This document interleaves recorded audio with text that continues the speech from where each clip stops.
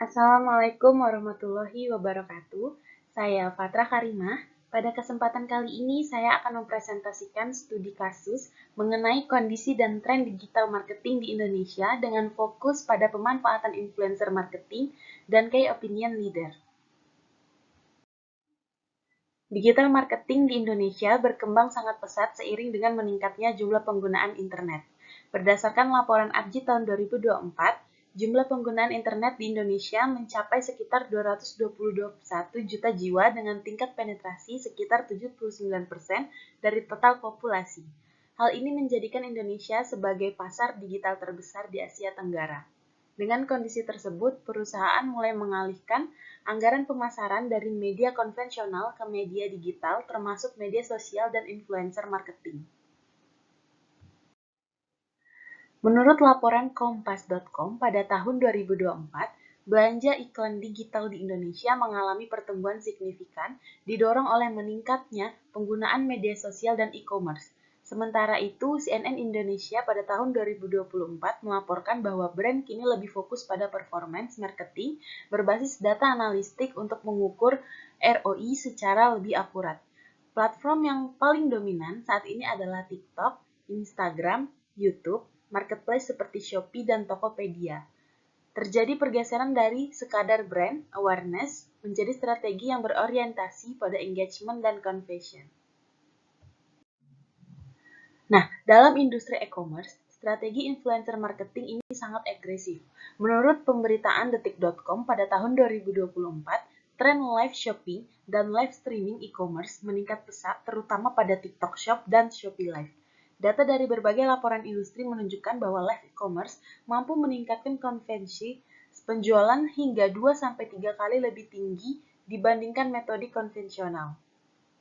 Shopee dan Tokopedia menggandeng artis selebgram hingga micro-influencer untuk membangun trust dan meningkatkan penjualan saat campaign seperti Harbolnas dan flash sale.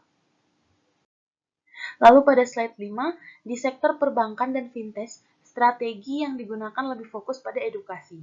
Lalu menurut CNN Indonesia pada tahun 2024, bank digital dan fintech menggunakan micro-influencer untuk menjangkau Gen Z dan milenial melalui konten edukasi keuangan.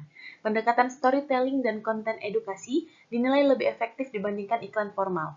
Hal ini bertujuan untuk membangun kepercayaan karena sektor keuangan sangat bergantung pada trust dan reputasi. Lalu berdasarkan laporan Kompas.com pada tahun 2024, pemerintah terus mendorong digitalisasi UMKM. Saat ini lebih dari 22 juta UMKM telah masuk ke ekosistem digital. Banyak UMKM memanfaatkan TikTok dan Instagram Reels dengan bantuan influencer lokal atau nano influencer. Lalu strategi ini dinilai lebih murah dibandingkan iklan pada televisi yang lebih tepat sasaran karena dapat menjangkau komunikasi tertentu. Tren ini menunjukkan pergeseran dari mega influencer ke mikro dan nano influencer. Menurut berbagai laporan pemasaran digital pada tahun 2024 yang dikutip dari media seperti Detik dan Kompas, mikro influencer ini memiliki tingkat engagement rate lebih tinggi, rata-rata 3 hingga 7% dibandingkan selebriti besar yang cenderung di bawah 2%. Lalu selain itu, tren yang berkembang adalah live streaming e-commerce, konten autentik dan tidak terlalu hard selling, kerjasama jangka panjang antara brand dan goal, keaslian atau autentik menjadi faktor konsisten dan penting dalam keputusan pembelian konsumen. Nah, secara strategis influencer marketing efektif karena meningkatkan brand awareness, lalu membangun trust melalui rekomendasi personal, lalu ROI lebih terukur melalui insight media sosial. Namun, terdapat beberapa tantangan seperti resiko fake followers, oversaturate market, resiko reputasi jika influencer terlibat kontroversi. Oleh karena itu, perusahaan harus menerapkan integrated marketing, communication, dan seleksi call berbasis data. Lalu dampak bagi dunia usaha, yakni dampak utama dari tren ini adalah meningkatnya penjualan melalui social commerce. Indonesia menjadi salah satu pasar TikTok terbesar di dunia pada 2024 menurut berbagai laporan media ekonomi. Perusahaan yang tidak beradaptasi dengan strategi digital beresiko tertinggal. Konsumen saat ini Sifat digital first artinya keputusan pembelian banyak dipengaruhi oleh review dan rekomendasi influencer. Nah, lalu kita sampai pada slide kesimpulan. Kesimpulan yang dapat diambil adalah digital marketing di Indonesia terus tumbuh signifikan. Influencer marketing dan call menjadi strategi utama lintas industri. E-commerce, vintage, dan UMKM merupakan sektor paling aktif.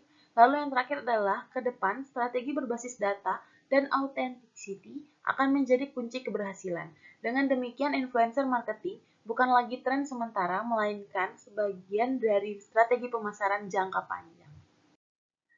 Baiklah, terima kasih. Sekian dari saya. Assalamualaikum warahmatullahi wabarakatuh.